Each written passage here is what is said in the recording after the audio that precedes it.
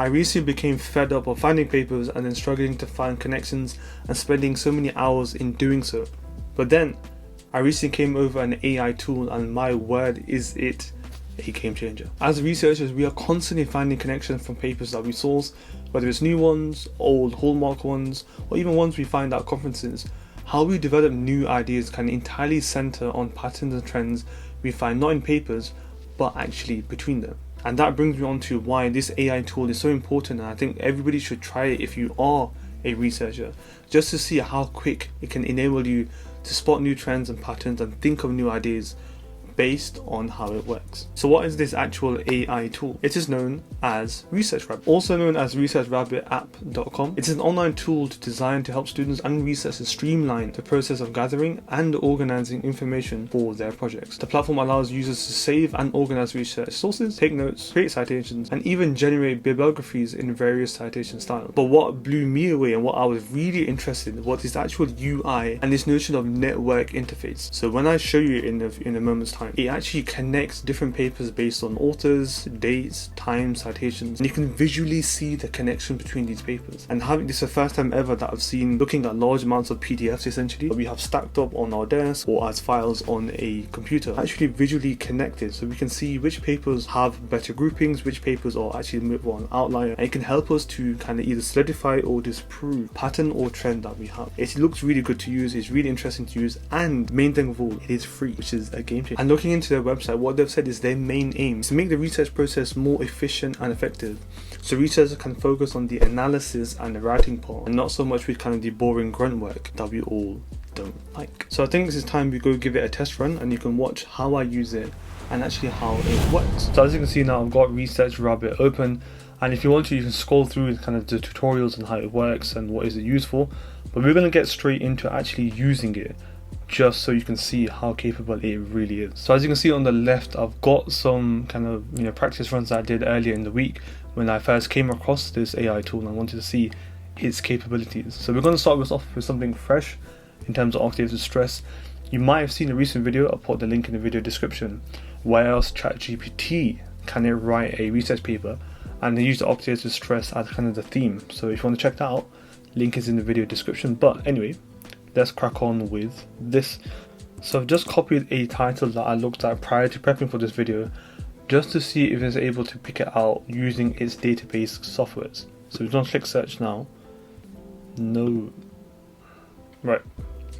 That's already interesting. So I clicked Biomed Life Sciences, it didn't pick it up for some reason, and I clicked all subject areas, it was able to pick it out. So that's interesting. And it's important to note here that it generates these kind of papers through two different databases. One is PubMed and one is Semantic Scholar. So this picked it out from Semantic Scholar. We're just going to use one paper for the time being. Now just to give it more kind of input so you can generate what it's supposed to do, here's another paper, but this hopefully should be picked out through PubMed. You can see already that this result was powered by Semantic Scholar. If I was to click this, still by Semantic Scholar, but it has picked out the right paper, 2017. So we're going to add it to the collection, and we're just going to look at is there any interesting papers that are worth adding.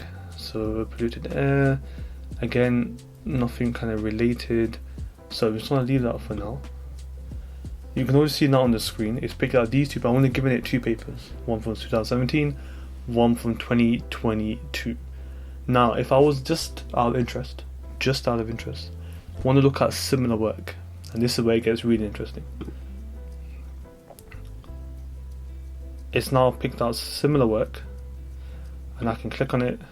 Bearing in mind I haven't fully tested this, so this is also kind of live for me as well, so you're kind of going it with me in terms of its full capabilities. Now this is what I meant by the network capabilities. So I can look at seeing which papers are connected to each other.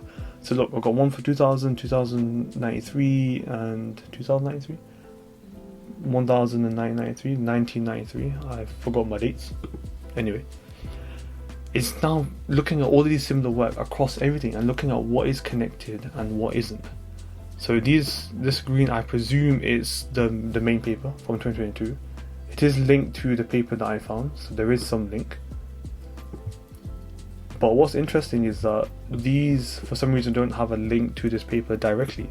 So that might be due to citations, it might be due to a different field. But just going through these papers, I can pick out the citations of this particular paper. Once it generates, I can look into these authors. Are these authors connected somehow? And what it gives you, and you look at a timeline, for example. So there was loads happening then, between 2015 and 2022, on this topic of oxidative stress, but not much after. So you can see there's massive groupings here of all these. I can click on these papers if I wanted to know what they are. I can literally just look at the abstracts. I can see if there's a PDF or not, what a journal it is. You can start to think of the permutations of what you can do with this type of paper. If I want to look at earlier work before then, so this is looking at the early phases of this, which is remarkable, and you can see the connections here.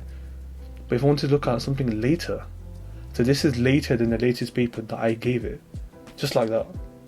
So if you looked at the paper, so if you looked at the video that I made recently about can ChatGPT write a thesis paper, or even a actual review paper, I made 2 videos separately, links into in the video description. I talked about asking ChatGPT to give me later opinions and also really early opinions. And this ResearchRabbit, with a click of a button, I can look at the kind of, the starting kind of pioneer work in this area, or even the later work. And that's just nuts. I can also add link on it. I'm just looking at it from a really surface level point of view. Now we look at it's actually suggesting authors for me, which is crazy. And these are all from, some are from UK, some are from abroad. So if I was in this field, I would be familiar with some of these names, I presume. But I just wanted to show you kind of firsthand, and I want you now to literally, as soon as this video is finished, like and subscribe if you would like. But go ahead and try this out and see what you think of it.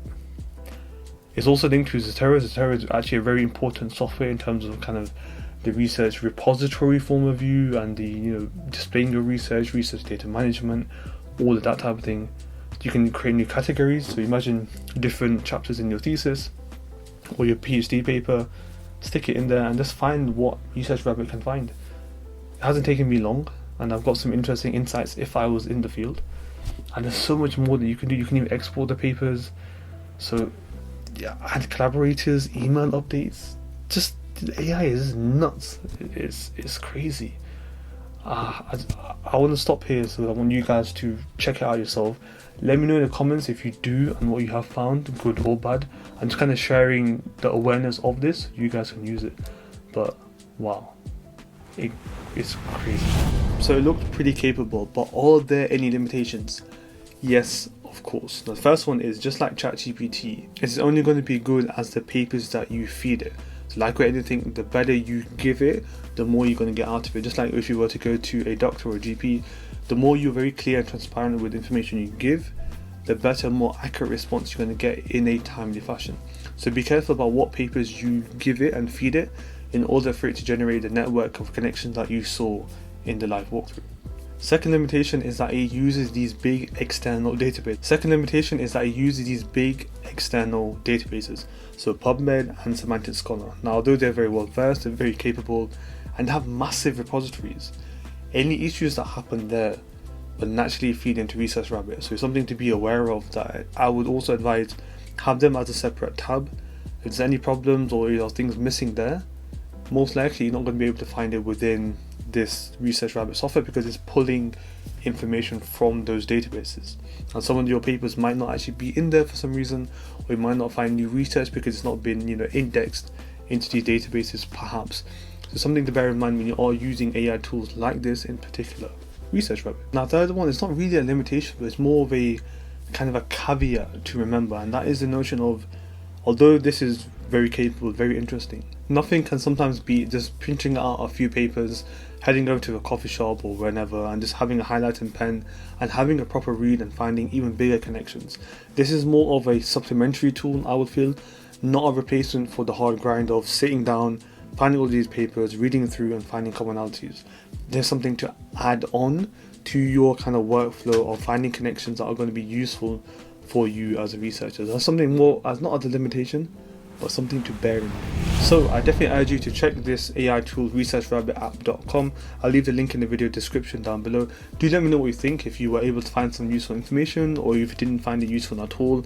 I'm just here trying to share awareness of a tool that you may not be familiar with or may not have heard of that might be actually quite useful for you. If you found this video useful, I would love it if you could like, comment and subscribe. It'd be really helpful for me and the channel. We're very close to 1,000 subscribers, which is pretty cool. I'd love you to help me out to get there in order for me to make more and more awesome content like this.